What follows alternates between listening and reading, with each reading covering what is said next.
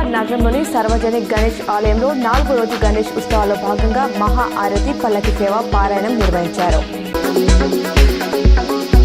నిజామాబాద్ నగరంలోని నాందేవాడలో గల 76వ రావుజీ బంజరీ నవయువ గణేష్ మండలి గణేష్ ఉత్సవ కమిటీ ఆధ్వర్యంలో ప్రశాంత్ జోషిచే కుంకుమ పూజ కార్యక్రమం నిర్వహించారు. తెలంగాణ రాష్ట్రంలోని నిర్మల్ జిల్లా బాసర మండల కేంద్రానికి వరద ఉధృతి కొనసాగుతుంది. గత 3 రోజులుగా ఎగువ ప్రాంతాలైన మహారాష్ట్ర, తెలంగాణ ఏరియాలో భారీ వర్షాలు కురియడంతో 10 లక్షల క్యూసెక్ల నీరు 2-3 రోజులు బాసరకు చేరనుంది. ప్రస్తుతం 5 లక్షల క్యూసెక్ల నీరు బాసరకు చేరిందని అధికారులు అంచనా వేశారు. నిజామాబాద్ నగరంలోని సుభాష్ నగర్ కేసీటీపీఎల్ కార్యాలయంలో 4వ రోజు శనివారం గణపతి హోమం ప్రముఖ పండితులు బాలేపల్లి సుబ్బారావు చేతుల మీదుగా నిర్వహించారు. కేబుల్ ఆపరేటర్లు, కేసీటీపీఎల్ సిబ్బంది పాల్గొన్నారు.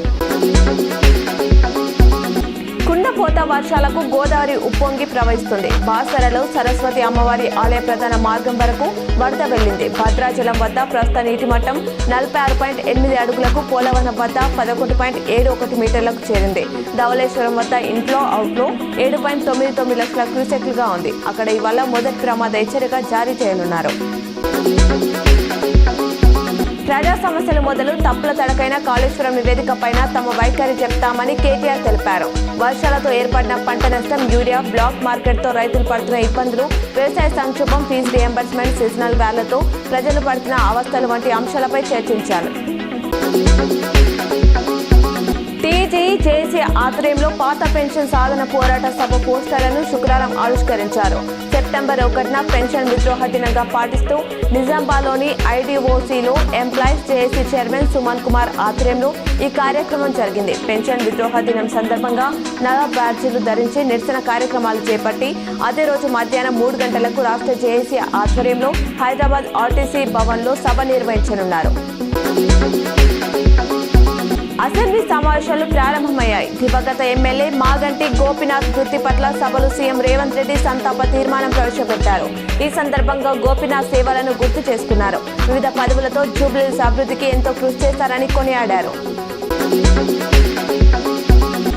33 జిల్లాల కలెక్టరేట్లలో తెలంగాణ తల్లి విగ్రహాల ఏర్పాటుకు రాష్ట్ర ప్రభుత్వం టెండర్లు ఆహ్వానించింది.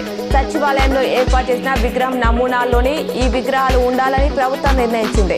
10 అడుగుల ఎత్తులో విగ్రహం, బేస్మెంట్ 4 అడుగులు, విగ్రహం కింద ఉండే 2 అడుగుల పీఠంతో కలిపి మొత్తం 16 అడుగుల ఎత్తు ఉండనుంది. తిరుమలలో శ్రీవారి సర్వదర్శనానికి సుమారు 8 గంటల సమయం పడుతుందని టీటీడీ తెలిపింది. ప్రస్తుతం 9 కంపార్ట్మెంట్లలో భక్తులు దర్శనం కోసం వేచి ఉన్నారు. నిన్న స్వామివారిని 65,717 మంది దర్శించుకోగా 22,445 మంది తలనీలాలు సమర్పించుకున్నారు. ఒక్క రోజులో రూపాయలు 3.39 కోట్లు ఉండి ఆదాయం వచ్చిందని టీటీడీ వెల్లడించింది. కరీంనగర్